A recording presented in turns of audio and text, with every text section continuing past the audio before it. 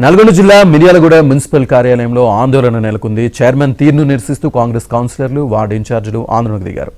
దొంగే దొంగ దొంగ అన్నట్లుగా ఉందంటూ ప్లకార్డును ప్రదర్శించారు.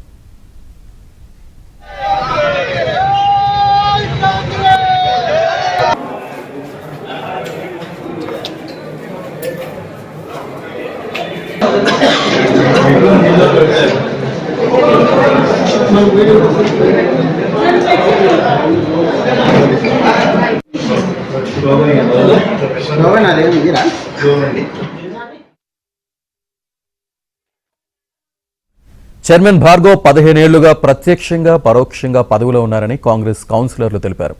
తన తప్పులు బయటపడకుండా ఉండేందుకే హఠాత్తుగా కాంగ్రెస్లో చేరారన్నారు. గతంలో ఎన్నిసార్లు అక్రమ కట్టడాలపై చర్యలు తీసుకోవాలని కోరినా పట్టించుకోలేదన్నారు. ఇప్పుడు కాంగ్రెస్ పార్టీకి చెడ్డ పేరు తేవాలనే దురుద్దేశంతోనే అక్రమ కట్టడాలపై నోటీసులు ఇచ్చారని మండిపడ్డారు. దీనిపై మిర్యాలగూడ ప్రజలెవరూ ఆందోళన చెందవద్దని, అండగా ఉంటామని కాంగ్రెస్ కౌన్సిలర్లు హామీ ఇచ్చారు. కొన్ని సంవత్సరాల నుంచి మిర్యాలగూడ పట్టణంలో అక్రమ కట్టడాలన్నీ ప్రభుత్వ కార్యాలయాలకి అనుమతులు ఉన్నాయా, ప్రభుత్వ కార్యాలయాలకి అనుమతులు తీసుకున్న అనుమతులు చూపించమని చైర్మన్ గారు మెమోరాండం వేయడం జరిగింది.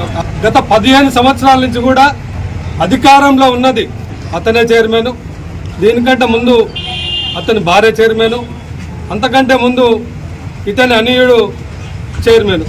అధికారిక కట్టడాలను, అనధికారిక కట్టడాలని మీకు తెలియదు ఆ రోజు.